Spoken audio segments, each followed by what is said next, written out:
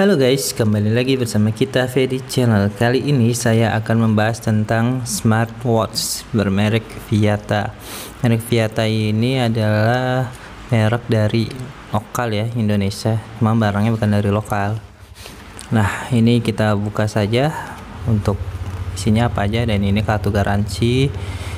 Dan untuk garansi ini jangan sampai hilang. Untuk klaim garansi Viata ini garansi sampai 1 tahun, berkali-kali ya, nggak cuma 1 kali aja. Dan di sini ada nomor teleponnya juga, WhatsApp. Udah saya kontak ke sini, bisa sih untuk kontaknya, dan di WhatsApp nggak dibales sama sekali. Kebetulan smartwatch saya mengalami kerusakan ya, jadi masih dalam masa garansi. Nanti saya kasih tahu bagaimana klaim di Viata itu bagus atau enggak ya, dan lama atau enggak. Dan ini adalah penampakan kardusnya. Untuk resolusi layarnya ada di 240x280 dengan 217 ppi yang tidak terlalu tajam ya, dengan 300 nit.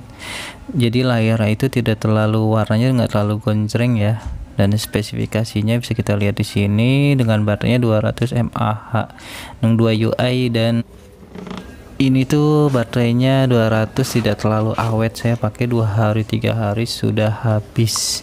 Saya nggak ngerti ini karena emang baterainya seperti itu atau memang bermasalah di baterainya sehingga punya saya itu rusak untuk diklaim ke Viata. Dan ini adalah penampakan Viatanya. Nanti saya akan ceritakan bagaimana cara mengklaim Viatanya tersebut. Ini kita buka saja, dan layarnya itu udah curve 2,5D, bagus sih ya, tapi minusnya untuk anti goresnya susah dicarinya, dan saya tidak tahu itu apakah mode tergores atau tidak. Dan ini adalah chargerannya itu udah yang terbaru ya, beda dengan yang S3. Yang Fitme X3 nya itu dia kecil, jadi gampang copot. Dan tadi adalah buku petunjuknya, bisa dilihat aja petunjuk pemakaiannya. Dan ini karena habis dari sananya, kita coba cas saja untuk melihat di dalamnya itu seperti apa.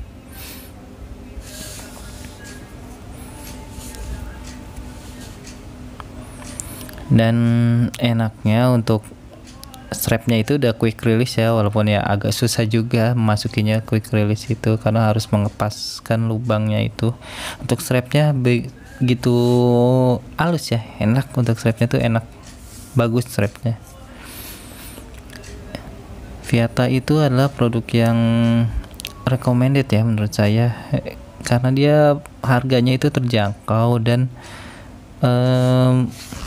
ada garansinya juga untuk berkali-kali. Dan ini adalah penampakan untuk smartwatchnya. Di bagian depan di jamnya itu, kita swipe kiri ada musik, ada mode tidurnya, itu ada untuk olahraganya, heart rate-nya, dan kembali lagi ke jamnya. Itu ada cuaca ya, harus connect ke internet ke Bluetooth. Dan ini swipe dari atas itu ada cahaya, don't disrupt, dan ada center yang tidak begitu berguna senternya. Dan kita back lagi, itu ada tombol backnya. Dan di situ ada UI, settingan ada 2 UI, ada 2 tema ya. Dan swipe kanan itu sama, kembali ke yang tadi. Kalau kita swipe ke atas itu ada menu-menunya, ada banyak menu-menunya ya di situ. Dan kita akan membahas tentang aplikasinya yang ada di aplikasinya itu cukup niat ya, bagus ya.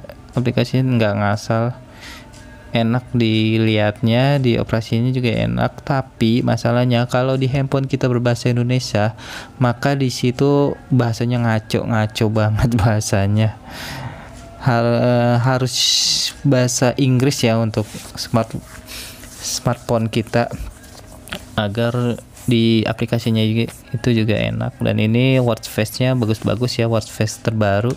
Watch face-nya itu mirip ya sama kayak Halo atau apa gitu. hampir sama, karena mungkin satu pabrikan kali ya, saya nggak ngerti juga. Dan ini saya mencoba untuk mencoba watch face-nya sendiri. Kita coba-coba menggunakan mengambil foto. Kadang kan ada juga yang menginginkan beda daripada yang lain, tapi masalahnya ini tuh nggak banyak ya, naruh-naruhnya hanya begini saja, nggak terlalu bisa dirubah-rubah untuk angkanya itu. Dan watch face yang di sini tuh untuk informasi baterainya itu menurut saya kurang, dia hanya bar-bar saja, nggak ada persenannya, ada 5 bar itu. Nah, sekarang saatnya kita mereview smartwatch Pro S saya yang sudah saya pakai 5 hari. Loh, kok malah unboxing lagi? Kenapa ini? Ternyata smartwatch Pro S saya yang itu stoknya sudah tidak ada, adanya yang ungu. Saya disuruh menunggu sampai stok ada, dan saya nggak tahu itu adanya 2-3 bulan atau berapa, saya nggak tahu. Akhirnya saya memutuskan untuk mengganti Pro S dengan Pro X3 yang agak mahal, jadi saya menambah kekurangannya sekitar 150 ribuan lah. Dan inilah penampakan untuk Pro S nya.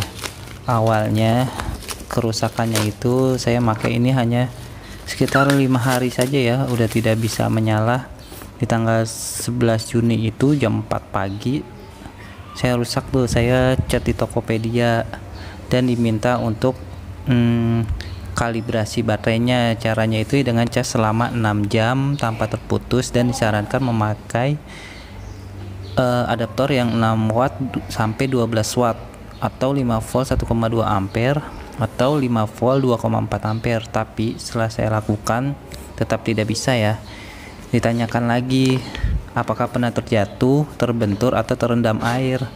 Tapi nggak masuk akal sih kalau terendam air. Ini kan IPX7 tuh udah terendam.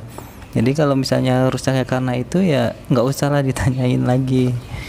Dan akhirnya meminta foto saat sedang dicas. Nah sudah tuh, setelah itu meminta nomor saya tuh yang dengan terhubung dengan WA, karena nomor invoice tersensor oleh sistem. Kira di tanggal 12-nya, di besokan harinya minta foto full invoice. Udah saya kasih. Dan di tanggal itu saya diminta untuk menunggu 3 kali 24 jam, nanti customer care-nya akan menghubungi saya, dan saya tunggu juga tuh. Dan tanggal 14 tuh sudah 3 kali 24 jam, malah ditanya oleh Eki terhubung dengan WA atau tidak nomornya. Saya bilang sudah terhubung. Dan di tanggal 15-nya ditanya lagi oleh WS apakah terhubung oleh WA lagi. Seharusnya customer itu ya ngecek lah apakah sudah ditanyakan atau belum, dan ini sudah terhubung atau belum dengan WA. Ya jadi nanyain WA terus. Dan akhirnya di tanggal 15 siangnya itu customer care Viyata menghubungi saya lewat WA 4 hari setelah saya chat ke Tokopedia dan meminta untuk dicoba dengan adaptor lain, dan itu sudah saya lakukan dengan 3 adaptor sama saja. Dan yang kedua meminta videokan kendala yang dilampirkan invoice pembelian juga, dan akhirnya bisa diklaim juga ya. Jadi akhirnya saya kirim ke Viyatanya. Dan setelah saya tunggu-tunggu, ternyata dapat informasi bahwa stok yang hitam itu sedang tidak ada, stoknya lagi kosong, dan menawarkan untuk yang warna ungu. Karena saya tidak mau dan tidak bersedia, akhirnya saya disuruh menunggu, dan menunggunya itu tidak tahu berapa lama menunggunya. Akhirnya di tanggal 27 itu saya melihat di Tokped itu ada satu unit itu ready untuk Pro S ini. Saya menanyakan apakah stok itu bisa menggantikan barang saya yang rusak, tetapi admin Tokopedia kembali lagi meminta untuk menghubungi CS, dan CS yang ada itu jarang sekali membalas WA. Pertanyaan saya itu tidak terbalaskan. Jadi saya nggak tahu itu stok satu itu stok yang mana gitu, dan harganya pun berubah jadi 799 tadinya. Wow, mahal banget. Dan akhirnya karena saya tidak mau menunggu lama, saya mengganti dengan produk yang inilah, Pro X3 dengan menambah uang.